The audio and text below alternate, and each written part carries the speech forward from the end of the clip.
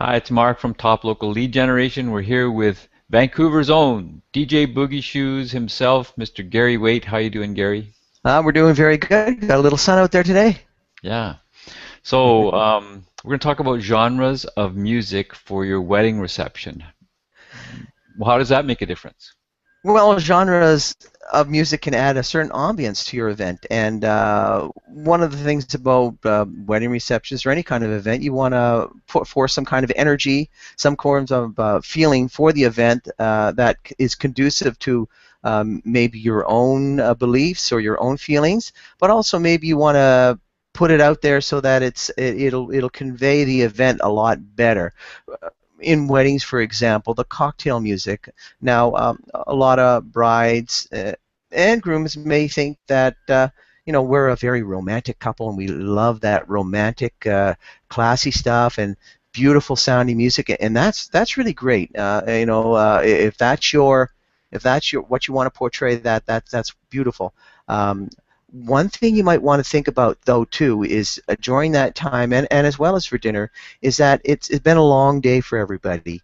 A lot of the guests, and even including yourself, have spent most of the day getting ready and going through the events of the day, the wedding ceremony, and then getting your pictures. And guests have been up all day early, too, and walked around, did a lot of walking, maybe through the grounds. So a lot of them maybe are getting lethargic and getting tired.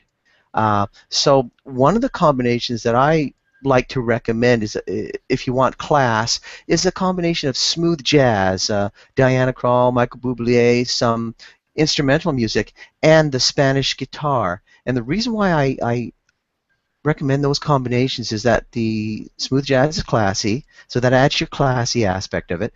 The Spanish guitar is up tempo. It has a nice beat to it.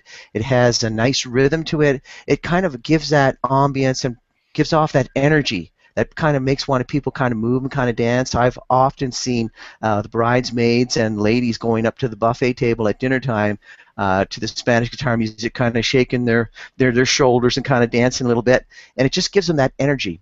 And that translates also into after dinner, after they've eaten and everybody's full, and they might want to get lethargic. So you want to kind of keep the energy up. So the romantic songs, the classical songs are great if that's what you want to portray, but keep in mind that they do bring the energy level down, and they can bring down the overall energy and make people a little bit more tired than they normally might be. So that's one aspect that you might want to think about it.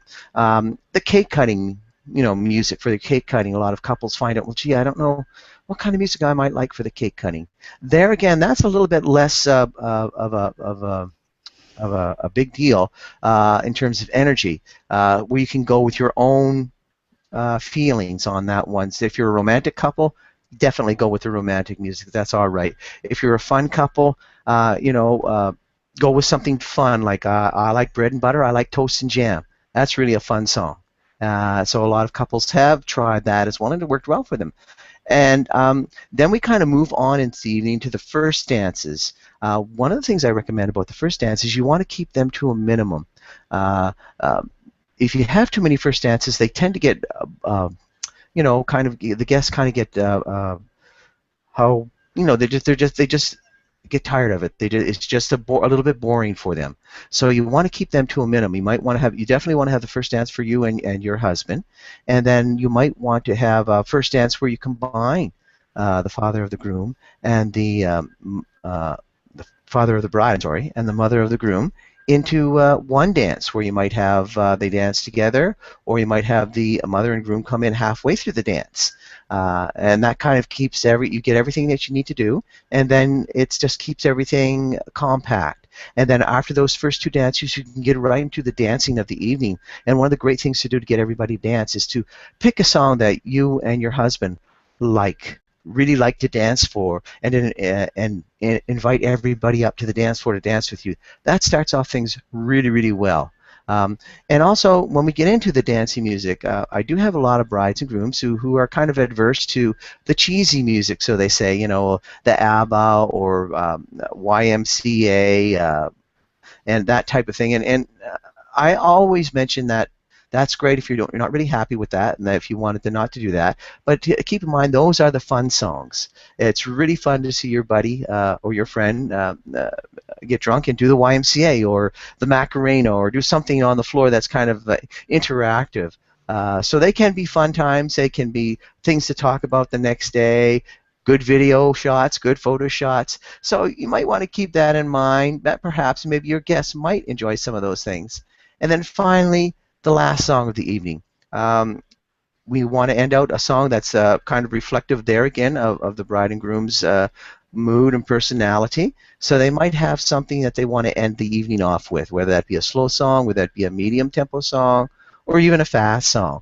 And there again, you might combine that with an archway where people put their hands in an arch, and you walk in through the arch, and they send you off through the evening. So those type of considerations you might want to think about when you're doing the music for your wedding reception, and put those together accordingly as to your taste and personality.